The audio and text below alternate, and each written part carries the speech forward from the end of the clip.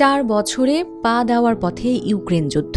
এই দীর্ঘ সময়ে রুশ সেনাদের প্রতিহত করতে ইউক্রেনকে নানাভাবে সহায়তা করেছে যুক্তরাজ্য, সরবরাহ করেছে সৈন্য। কিন্তু দীর্ঘ এই সময়ে কখনোই নিজেদের সৈন্য হারাতে হয়নি তাদের। এবার সেই দিনও দেখতে হলো যুক্তরাজ্যকে, যা নিয়ে এখন রীতিমতো তোলপাড় দেশটিতে।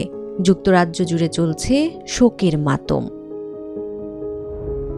9 ডিসেম্বর এক বিবৃতিতে ইউক্রেন যুদ্ধে নিজেদের প্রথম সৈন্য নিহতের বিষয়টি স্বীকার করেছে ব্রিটিশ প্রতিরক্ষা মন্ত্রণালয়। বিবিসির খবর, ইউক্রেনে একটি নতুন প্রতিরক্ষা ব্যবস্থার পরীক্ষা পর্যবেক্ষণ করার সময় যুক্তরাজ্যের এক সশস্ত্র বাহিনীর সদস্য নিহত হয়েছেন। তবে ঘটনাটি ঘটেছে যুদ্ধের ফ্রন্টলাইন থেকে দূরে।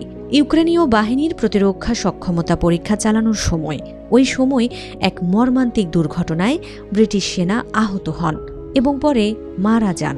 এই ঘটনায় আর কোনো ব্রিটিশ সেনা হতাহত হয়নি। ব্রিটিশ সৈন্য নিহতের বিষয়টি নিশ্চিত করা হলেও তার পরিচয় এবং কোন বাহিনীর সদস্য ছিলেন, দায়িত্ব কী ছিল, সে বিষয়ে কিছুই জানায়নি প্রতিরক্ষা মন্ত্রণালয়। তবে এই ঘটনায় দেশজুড়ে শোকের মাতম শুরু হয়েছে। নিজেদের সৈন্য নিহতের এই ঘটনাকে দুঃখজনক ও গভীর বেদনাদায়ক বলে মন্তব্য করেছেন দেশটির প্রধানমন্ত্রী কিয়ার স্টারমার। তিনি বলেন, আমাদের সশস্ত্র বাহিনীর যে সদস্য জীবন হারিয়েছেন তার পরিবারের প্রতি আমার গভীরতম সমবেদনা। তাদের সেবা এবং আত্মত্যাগ কখনো ভুলে যাওয়া হবে না।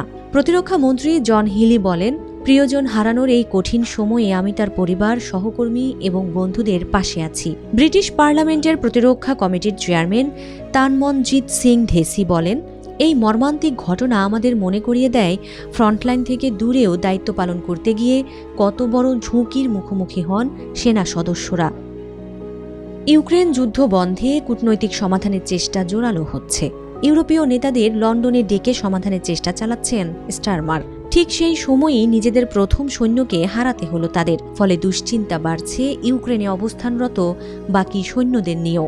যদিও ইউক্রেনে ঠিক কতজন ব্রিটিশ সেনা অবস্থান করছে এবং কী দায়িত্ব পালন করছে সে ব্যাপারে কখনোই পরিষ্কার কিছু জানায়নি যুক্তরাজ্য সরকার।